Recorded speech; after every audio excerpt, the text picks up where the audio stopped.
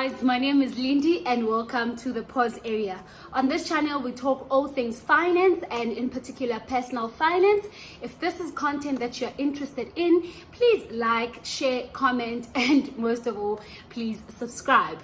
So according to an article that I read on Career Planet, manufacturing is one of the fastest growing industries in South Africa. And our focus particularly is on the manufacturing of apparel and footwear, including clothes, accessories, and things like that. Obviously, this comes after your traditional industries like IT, agriculture, and mining. But because the experts forecast that this industry will go or double its size by 2025, it's fair to say that a lot of South Africans are spending their money in buying clothes and footwear. I mean, it's popular with the latest South African brands like Drip and Batu that are growing and many stores being opened nationwide. So it's fair to say that we are spending a lot of our money there. Another article that sort of interested me was put on Biz Community on the internet, and we were sharing the most popular internet sites or purchases that we made in 2020. And firstly, it was apparel, clothes, again at 53%, followed by education and entertainment. So I think we've sort of made our point there to say we are spending money buying our clothes. And as much as budgeting, investing, and your finances in a broader perspective in terms of growing, it's also important to look at when your money goes and see if you can save a buck there. So basically this video is to share 5 tips that we think you can adopt to spend your money wisely when it comes to buying clothes. Obviously we follow Instagrammers, YouTube influencers, Facebook, so we do want to do it right and finally win at this money thing. So number 1, I would recommend that you save, especially if you're going to buy those expensive items. Look, I also do wonder, or worry or say, if you're going to buy luxury items, if you can't buy 2 of them, then you don't really afford it. But if you really do want to buy either a biker jacket that's 2,000 rands, or buy those LV earrings that are popular, that I think right now are going around 11,000, then save up for it. Such a big purchase, buying clothes or accessories, or LV bags and Gucci bags would require you to save money for it, so it doesn't get old. Do save. Number 2, I would recommend that you avoid trends.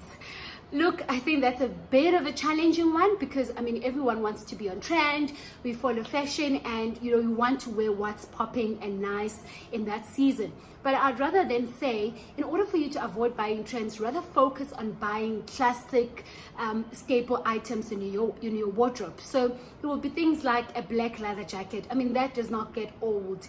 If you get a good blazer, black blazer, it doesn't get old. A good pair of blue jeans, black jeans, they don't get old. They don't get out of season. You always wear them. In terms of clothes, I would recommend things like buying an Air Force One if you're a sneakerhead. If you want All Stars, my mom was wearing All Stars and probably her mom was wearing All Stars.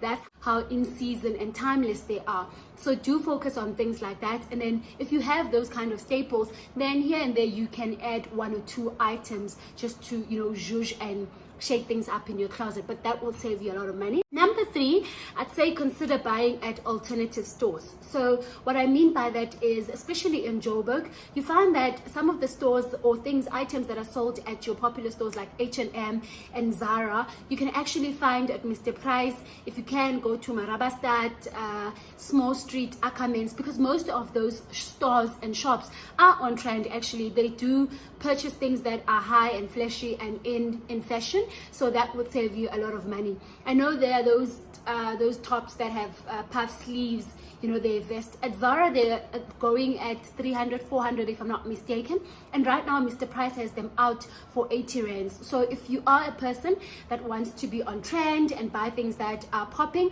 then consider buying them at at alternative stores. I know there's a popular YouTuber, Namolinah. I'll try and link her details or her YouTube channel on this video, but she does chat and advise or give information and holds on things that you can buy at Small Street, Marabastad and places like that will not cost you an arm and a leg. Number 4 would be lay-bys.